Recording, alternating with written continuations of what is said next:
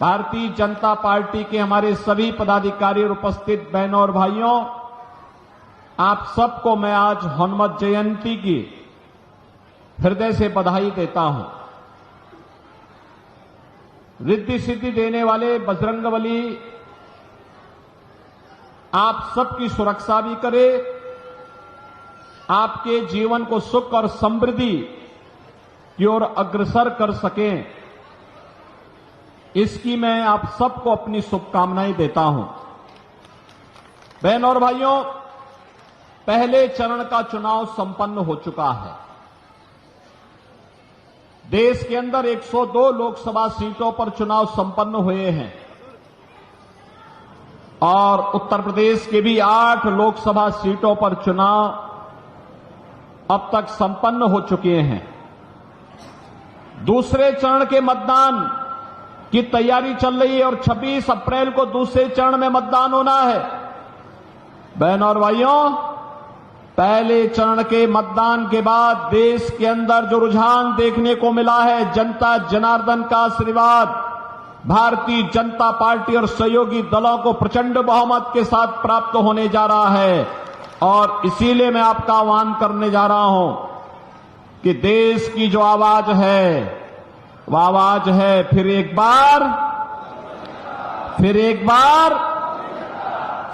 बार मोदी सरकार का, क्योंकि प्रधानमंत्री मोदी जी ने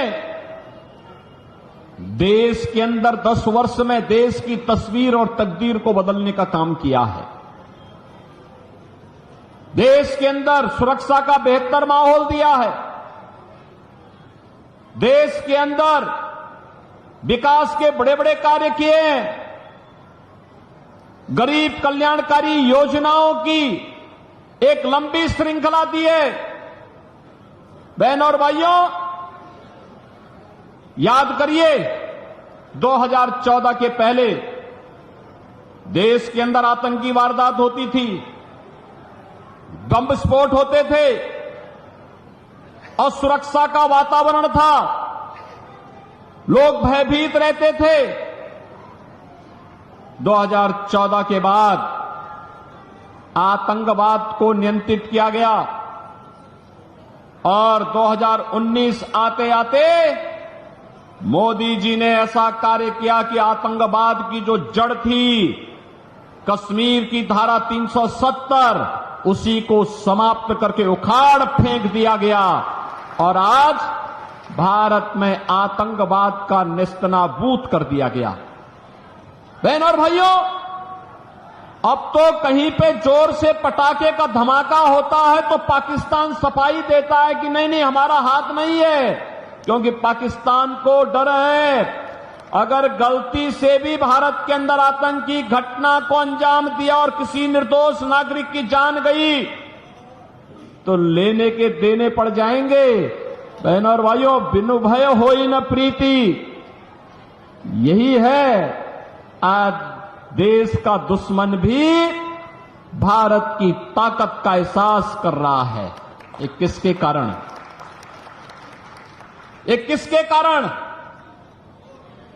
मोदी जी के कारण, कांग्रेस के कारण नहीं। कांग्रेस के समय में तो आतंकी वारदात होती थी, एक कानों में तेल डाल करके चुपचाप सो जाते थे, आंखों में चश्मा लगा करके ये लोग चुपचाप अनदेखी कर देते थे। कहते थे हम देख रहे हैं, देखेंगे। अनदेखी करते हुए भी कहते थे कि हम देख रहे हैं, देखेंगे, और आतंकी अपनी वारदात को आगे बढ़ाता था। और समाजवादी पार्टी तो उससे भी 2 कदम आगे बढ़ गई। इतनी बेशर्मी की इन्होंने, इतनी बेशर्मी की कि जिन लोगों ने अयोध्या में राम जन्मभूमि पर हमला किया था, जिन लोगों ने काशी में संकट मोचन मंदिर पर हमला किया था, उन आतंकवादियों के मुकदमों को समाजवादी पार्टी ने वापस लेने का दुस्साहस किया था। तो हम धन्यवाद देना चाहेंगे न्यायपालिका को कि इन्होंने समाजवादी पार्टी की इस मंशा को पूरा नहीं होने दिया और उस समय कोर्ट ने तीखी टिप्पणी की थी समाजवादी पार्टी पर। समाजवादी पार्टी की सरकार पर कहा था आज आतंकवादियों के मुकदमे वापस ले रहे हो और कल बड़ी बेशर्मी के साथ इन्हें पद्म पुरस्कार से नवाज करके देश की जनता की सुरक्षा के साथ खिलवाड़ करोगे। ये नहीं होने देगी न्यायपालिका। बहनों और भाइयों, ये लोग देश की सुरक्षा की क्या बात करेंगे? कौन सी सुरक्षा की लोग बात करना चाहते हैं? और यही बात विकास की मैं करना चाहता हूं। बहनों और भाइयों, हाईवे कैसे बनने चाहिए, अमरोहा से ज्यादा कौन जान सकता है? अमरोहा से दिल्ली की दूरी है मात्र 165 किलोमीटर और 14 के पहले 165 किलोमीटर की दूरी को तय करने में लगते थे 5 घंटे। मोदी जी के नेतृत्व में जब सरकार आई, आज यही दूरी मात्र 2 घंटे में तय होती है, मात्र 2 घंटे में। कांग्रेस आपके समय की कीमत को नहीं समझती थी। कांग्रेस आपकी सुविधा को नहीं समझती थी। कांग्रेस न रेलवे का विकास कर पाई, न हाईवे का विकास कर पाई, और आज तो हम अमरोहा जनपद को गंगा एक्सप्रेसवे के साथ जोड़ रहे हैं। अब दिल्ली जाना होगा तो 1.5 घंटे में, और लखनऊ जाना होगा तो 4 घंटे में, प्रयागराज जाना होगा तो 6 घंटे में आप प्रयागराज की दूरी भी पूरा कर सकते हैं। बहनों और भाइयों, गंगा एक्सप्रेसवे की एक सौगात भी इस जनपद को प्राप्त हो रही है। रेलवे हो या हाईवे, एक्सप्रेसवे हो या फिर हर घर नल की योजना, 1 डिस्ट्रिक्ट 1 मेडिकल कॉलेज की बात हो, या देश के अंदर वर्ल्ड क्लास जो सुविधाएं हैं, इन सभी को आगे बढ़ाने के लिए किस हद तक कार्य हुए हैं, आज ये अभिनंदनीय है। देख सकते हैं विकास आज बोल रहा है, ये सभी मोदी जी के कारण। और गरीब कल्याणकारी योजनाओं की बात तो क्या करना। कांग्रेस ने 1970 में नारा दिया था गरीबी हटाओ का, गरीबी हटाओ। बहनों और भाइयों, गरीबी तो नहीं हटी। हां, एक परिवार को देश के संसाधनों को लूटने की पूरी छूट मिल गई थी, पूरी छूट मिल गई थी। चाहे वह परिवार दिल्ली में रहा हो, चाहे वह परिवार सफाई का रहा हो, ये लूटते थे, अराजकता फैलाते थे। और डॉक्टर मनमोहन सिंह जी ने तो जब प्रधानमंत्री थे उस समय उन्होंने क्या कहा था? उन्होंने कहा था कि देश के संसाधनों पर पहला अधिकार मुसलमानों का है, तो हमारा दलित कहां जाएगा, पिछड़ा कहां जाएगा, एक खड़गवंशी कहां जाएगा, पाल कहां जाएगा, सैनी कहां जाएगा, गरीब कहां जाएगा, किसान कहां जाएगा, माताएं और बहनें कहां जाएंगी, नौजवान कहां जाएंगे। देश के अंदर कांग्रेस जाति के नाम पर, क्षेत्र के नाम पर, भाषा के नाम पर बांटती रही। गरीब भूखों मरता रहा, किसान आत्महत्या करता रहा, नौजवान पलायन करता रहा। और एक कांग्रेसी और उनके सहयोगी दलों को आज जो इंडी गठबंधन के रूप में आपके पास आए हैं, बहनों और भाइयों, ये देश के साथ गद्दारी किए हैं और फिर गद्दारी करने के लिए अपने झूठे घोषणा पत्र के साथ आपके पास आए हैं। आज कांग्रेस का जो घोषणा पत्र है उसको आप देखेंगे, क्या कहते हैं? कहते हैं हमारी अगर सरकार बनी तो हम सरिया कानून लागू कर देंगे। आप बताओ, ये देश बाबा साहब भीमराव अंबेडकर के द्वारा बनाए गए संविधान से चलेगा या किसी शरीयत से चलेगा? भारत संविधान से चलेगा। बाबा साहब भीमराव अंबेडकर के द्वारा बनाए गए संविधान से भारत चलेगा, न कि किसी शरीय कानून से। कांग्रेस के लोग अपने घोषणा पत्र में इस बात की चर्चा करते हैं कि हम व्यक्तिगत कानून को लागू करेंगे, यानी शरिया कानून लागू करेंगे, क्योंकि मोदी जी ने 3 तलाक की प्रथा को रोक दिया, पूरी तरह रोक लगा दी, उस पर लगाम लगा दी। और उसको कहते हैं कि हम फिर से व्यक्तिगत कानून पुनर्बहाल करेंगे। ये लोग शरिया कानून लागू करेंगे और कहते हैं कि हम लोग जनता की प्रॉपर्टी को हत्या करके ले करके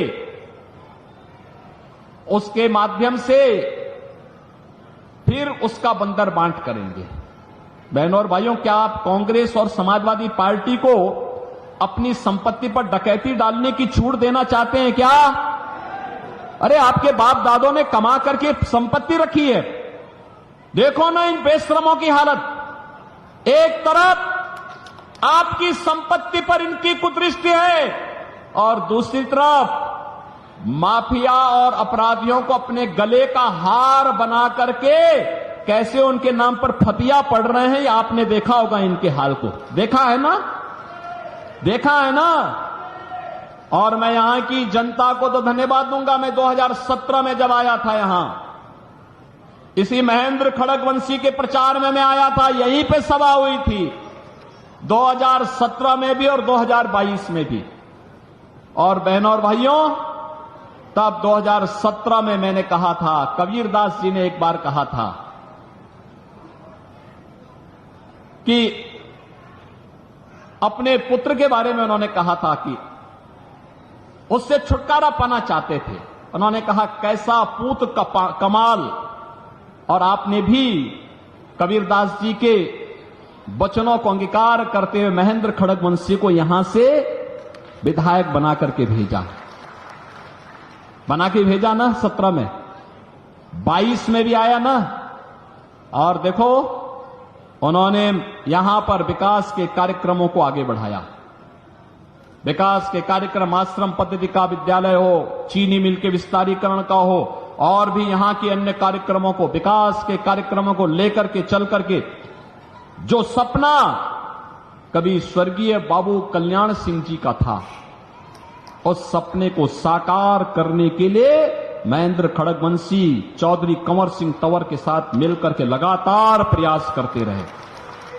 बहनों और भाइयों, आप सोचो,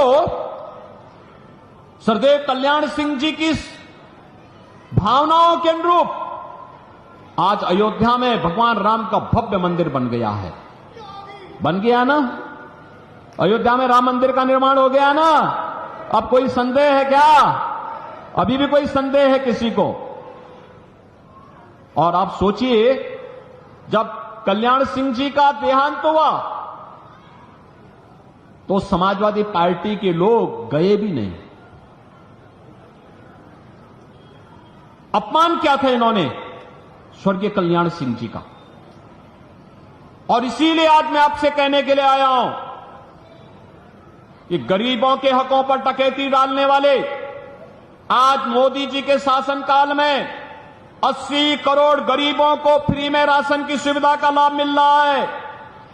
क्या किसी का चेहरा देख करके राशन दिया जा रहा है? गरीब, दलित, वंचित, अति पिछड़ा, हर जाति का गरीब जो भी होगा उसको राशन मिल रहा है। और जो बचे होंगे उनके भी फॉर्म भरे जा रहे हैं। कहा जा रहा है इसके बाद 100% सैचुरेशन की तरफ हम लोग चलेंगे। सैचुरेशन के लक्ष्य को पूरा करने के लिए जो वंचित होगा सबको मिलेगा।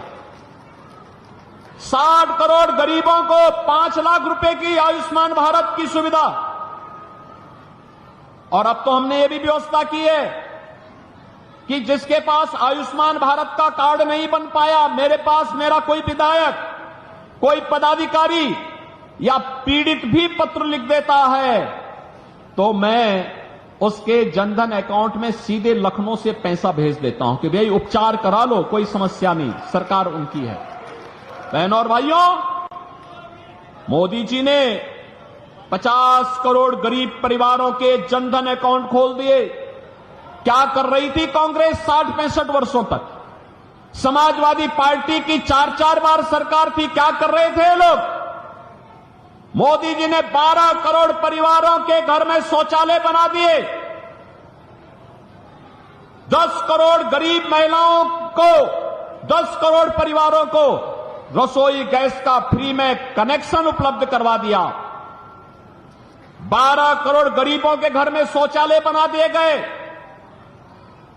4 करोड़ गरीबों के मकान बनाए गए और कहा है भी 3 करोड़ और लोगों को मकान देंगे। 3 करोड़, अगले 5 वर्ष में 3 करोड़ अन्य लोगों को। 3 करोड़ का मतलब 300 लाख। बहनों और भाइयों, यानी हर व्यक्ति अभी से मकान पाने के लिए जो वंचित रह गया उसको भी मकान मिलेगा, इसका आश्वासन मोदी जी ने दे दिया। यही मोदी की गारंटी है। 2.5 करोड़ घरों में बिजली का कनेक्शन पहुंच गया। मोदी जी को तो 10 ही साल हुए। ये कांग्रेसी क्या कर रहे थे 65 वर्षों तक? समाजवादी पार्टी को 4-4 बार मौका मिला। क्या कर रही थी समाजवादी पार्टी? बहुजन समाजवादी पार्टी को भी मौका मिला। क्या कर रहे थे ये लोग? केवल लूट करके अपने परिवार का भर रहे थे। इनको गरीबों की चिंता नहीं थी। इंदिरा गांधी ने जो नारा दिया गरीबी हटाओ का, पोता भी तोते की तरह वही रट रहा है कि गरीबी हटाओगे, हटाएंगे। और कट कैसे हटाएंगे? कह रहे हैं कि जिसकी संपत्ति होगी उसको हड़प लेंगे, फिर उसको हम लोग दूसरों को बांट देंगे, बंदर बांट कर देंगे। ये बंदर बांट इनका जो है ना, इसी के लिए हम लोग आए हैं कि आज जो मोदी जी करने में सफल हुए हैं, इसलिए सफल हुए हैं बहनों और भाइयों, क्योंकि मोदी जी को ताकत आपने दी है। 1 वोट की ताकत है। ये 1 वोट की ताकत आतंकवाद ला सकता है अगर गलत हाथों में जाएगा। और यह आतंकवाद को सीमा पार ही निपटा देगा अगर भाजपा को यह वोट जाता है तो। आज आप देख रहे हो ना, पाकिस्तान जो सफाई देता है वो एक ही सफाई देता है, कहता है कि भारत ने हमारे देश के सभी आतंकवादियों को एक एक करके चुन चुन करके मार दिया है। तो क्या आतंकवादियों की आरती उतारेंगे क्या? यही तो करना है हम लोगों को। भाजपा को पड़ने वाला एक एक वोट आतंकवाद को सीमा पार ही निपटा देगा। आपको आपका भाजपा को मिलने वाला एक एक वोट बेटी और व्यापारी को सुरक्षा की गारंटी दे देता है। कर्फ्यू से मुक्ति और कावड़ यात्रा को ले चलने की गारंटी भी दे देता है।